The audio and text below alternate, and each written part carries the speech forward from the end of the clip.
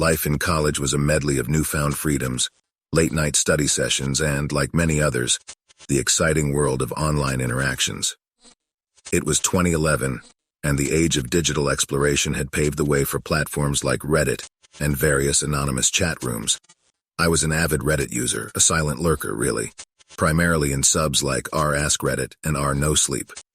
The allure of r/NoSleep was particularly strong, mainly because of the blurred lines between reality and fiction. The rule of the subreddit was to treat every story as if it were true. One evening, after diving into another thread about someone's creepy encounter in a forest, I found myself curious about anonymous chat rooms. I'd heard of them, of course, but had never ventured into one myself. So, emboldened by a mixture of curiosity and boredom, I decided to explore. I stumbled upon a chat room, a simplistic interface with a series of anonymous names chatting about topics that ranged from the mundane to the outright bizarre. It was all fun and games until a private message appeared. "I think I know you." I smirked, thinking this was just some random user's attempt at a unique introduction. "Really now? Enlighten me," I replied with feigned intrigue. "You're the college kid. You have a neon Led Zeppelin poster on your wall. I've always loved that band." A chill ran down my spine. My eyes darted immediately to the poster in question.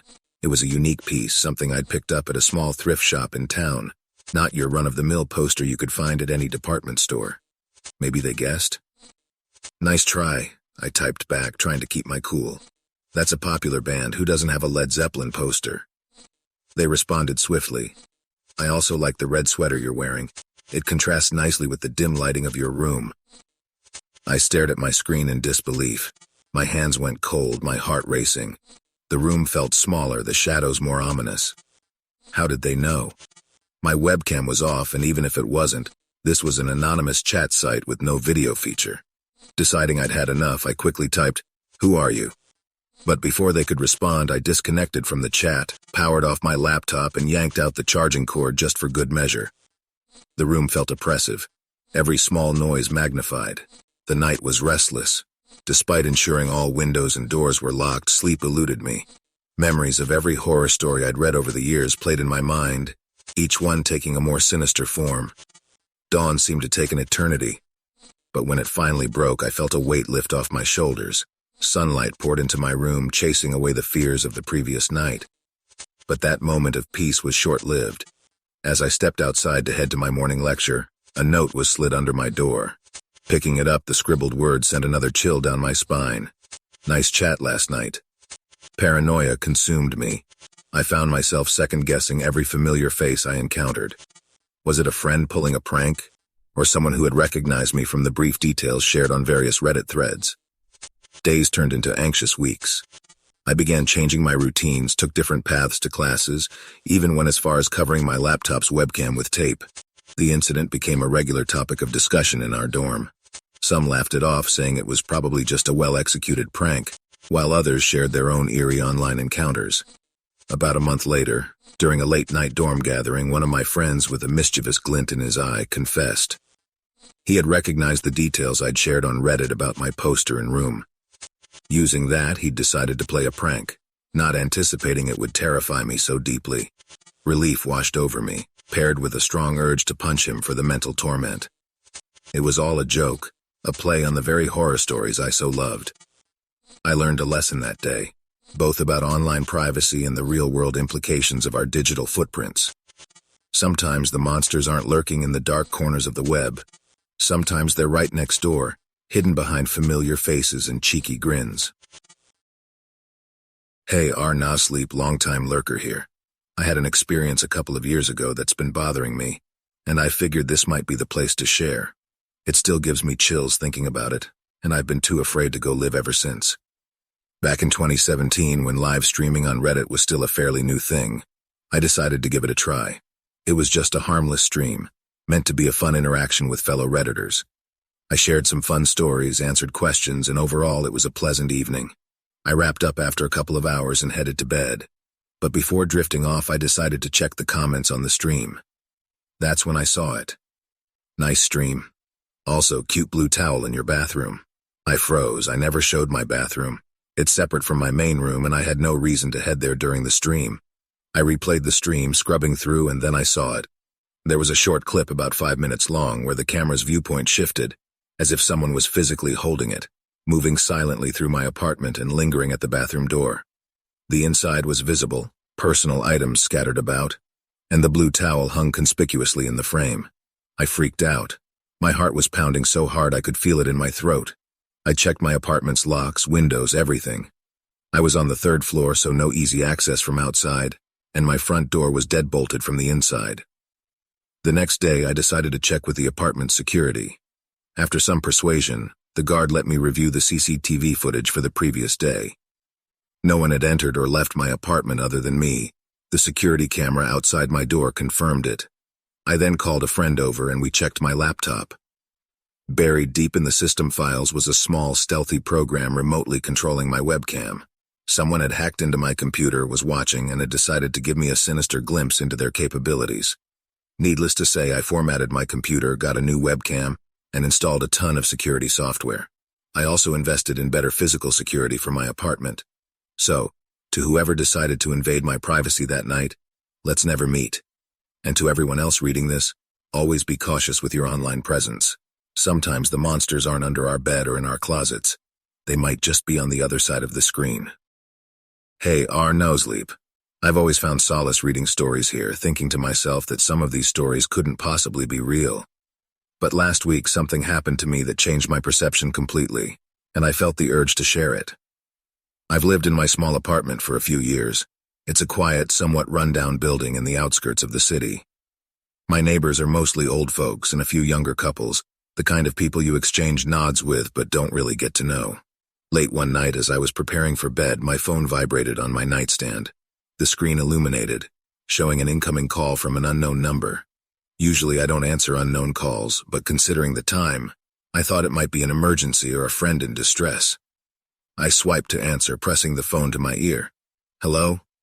I waited, but there was no response. Instead, the chilling sound of distant breathing filled my ear. My heart rate quickened. Who's this? I asked again, this time with an edge to my voice. Suddenly, a faint whisper, soft and chilling, sent shivers down my spine. Look outside. My blood ran cold. Every instinct told me not to, but like a moth drawn to a flame, I felt an irresistible pull. Slowly, cautiously, I approached my living room window and gently pulled back the curtain. Moonlight spilled over my patio, revealing my phone, its screen shining brightly, lying on my outdoor table. The call timer on the screen was still ticking, showing the duration of my ongoing call. I raced back to my bedroom, the reality of the situation sinking in. The call was coming from my own number. That phone on the patio was my old one, which I had lost a month ago. Panicking, I quickly locked all my doors and windows and dialed the police. When they arrived, they scoured the vicinity but found no one. But what they did find made my heart drop further. Beneath my bed was a collection of my old belongings, stuff I had thought I'd misplaced over the weeks. A single earring, an old t-shirt, and my missing phone, the same one I had seen on the patio. I've since moved out of that apartment and into one with better security. I've also gotten therapy to deal with the trauma. But the events of that night remain fresh, a testament to the reality that sometimes the calls we fear the most are the ones that come from within our own walls. Stay safe, everyone, and always trust your instincts. I've been a long-time lurker on Nosleep, and I've always been fascinated by the stories people share here. Some of them kept me awake at night, others made me double-check my locks, but never in my wildest dreams did I imagine that I'd be sharing my own experience. This is my story. I'm a freelance graphic designer, and most of my work involves long, arduous hours in front of the computer. My life follows a routine. I work late, often till the early hours of the morning, with my trusty old laptop as my primary companion. One evening, I was deeply engrossed in a project. Time always seemed to fly when I was working, and before I knew it, my wall clock chimed, indicating it was midnight. Just as the sound faded, an email notification popped up on my screen. The sender was an email address I didn't recognize, and the subject read, "You have 1 hour." I frowned. Probably some spam or a weird client, I thought, preparing to delete it. But curiosity got the better of me, and I clicked it open. The body of the email was empty, save for that same cryptic message. "You have 1 hour." I sighed, thinking it was some marketing tactic or a newbie hacker's attempt to intimidate. I closed the email and continued working. However, exactly an hour later, another email chimed in. This time, the subject line read, "Look." Hesitant but intrigued, I opened the email. There was an attachment labeled, "Watch Me MP4." With a deep breath, I clicked on it, expecting some weird animation or a rickroll. Instead, I was met with a live feed of myself. I froze, my heart hammering in my chest. The footage was grainy, taken from a slightly elevated angle, but it was undoubtedly me, hunched over my laptop, the blue glow illuminating my face. The video lasted for about 10 seconds and then looped back to the beginning. I immediately slammed my laptop shut, overwhelmed with a mix of fear and confusion.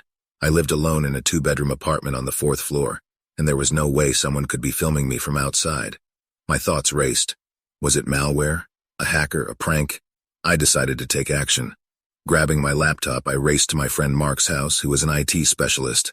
After explaining the situation, Mark looked worried but agreed to check my laptop. As he delved into the system, his face grew paler. "This is some advanced stuff," he whispered.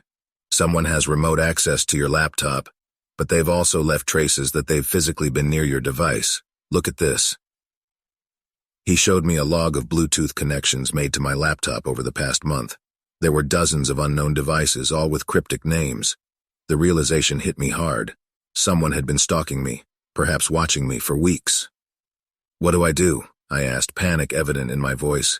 "First, we wipe your laptop, remove all traces of this intrusion. Next, you should inform the police. And lastly," he looked at me seriously, "stay somewhere else tonight." I followed his advice. The police took my statement but seemed skeptical about the whole situation. They suggested it might be a prank and promised to increase patrols around my neighborhood. But I wasn't taking any chances. I decided to stay with my parents for a while. A few days turned into weeks, and slowly the fear began to fade. One evening, as I was settling down at my parents', another email notification dinged on my new laptop. My heart stopped. The same unknown email address, the subject, "Miss me?" This time there was no attachment, just a short message. "You can run, but you can't hide." The following weeks were a blur of police investigations, cybersecurity consultations, and sleepless nights. The person was never caught, but the emails stopped, and life slowly returned to normal. Now I'm sharing my story as a cautionary tale. We live in a world where our lives are increasingly online, but with that comes risks, vulnerabilities, and the ever-present eyes of those who lurk in the shadows. Stay safe, ensure your devices are secure, and always be wary of the unknown. Anyone who's ever spent long hours at the university library knows that it's not just about the books. It's about the chance encounters, the overhearing of hushed conversations, the occasional forgotten personal item left on a study table. This story, however, is about the last one and why I wish I had never let my curiosity get the better of me. I was deep into my 3rd year of computer science at a prominent university, which meant that the library had essentially become my second home. The fluorescent lights, the gentle hum of the air conditioning, and the soft tapping of keyboards formed the backdrop to my countless study sessions. One evening, as I was packing up my stuff, I noticed a small black USB drive left behind on the table next to mine. No markings, no keychain, just an unassuming piece of tech. Now, common sense would dictate that you turn such a find into the library's lost and found. But in the world of computer science students, there's an unwritten code that you first check the contents. Maybe it's to return it personally to the owner, or maybe it's just sheer curiosity. I'd like to believe it was the former for me. Upon plugging it into my laptop, I was presented with a series of folders, each labeled with dates spanning over several months. Each folder contained pictures. It started innocently enough. Images of our campus, the library, nearby cafes. But as I delved deeper, a chilling pattern emerged. The photos started featuring people, but not just any people, specifically students. And not just any students. They seemed familiar. Very familiar. The realization hit me like a sledgehammer. They were of me. Pictures taken from a distance without my knowledge. Me, sipping coffee at the local cafe. Me engrossed in a book at the library. Even me attending late-night study sessions with friends. But the worst was yet to come. There was a folder named Home. Clicking on it, my heart raced. Pictures of my dorm building, my window, even some shots seemingly taken from inside my room while I was asleep. The level of detail was horrifying. The stalker had captured everything from the music posters adorning my walls to the pile of dirty laundry in the corner. I ejected the USB drive, a cold sweat forming on my brow. I felt violated, watched, and hunted. I called campus security immediately. They were swift to respond, taking the USB drive and promising a thorough investigation. But deep down, I knew I had to take matters into my own hands. For the next few days, I involved a few close friends. We set up surveillance, took turns keeping watch, and installed security software on our devices. The atmosphere was tense, with every passerby a potential suspect. One night, as I was going through the images again, trying to find any clue or pattern, a small detail caught my eye.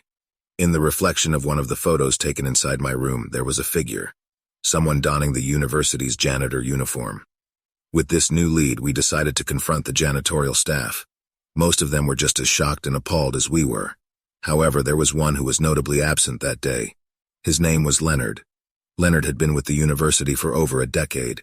He was known to be quiet, kept to himself, but had always been professional. The idea that he could be behind this was shocking. Campus security, along with the local police, paid Leonard a visit. What they discovered in his small apartment was a treasure trove of stalking equipment, cameras, binoculars, and numerous other USB drives. Leonard was arrested, and it was later discovered that I wasn't his only victim. He had an obsession with documenting the lives of those around him, and over the years, had amassed a terrifying collection of unsuspecting victims. The university provided counseling to those affected and tightened its vetting process for all staff members. As for me, I graduated with more than just a degree. I had a life lesson in vigilance, trust, and the importance of listening to one's instincts. Today, when I share this story, it's not just for the chills, but as a genuine warning.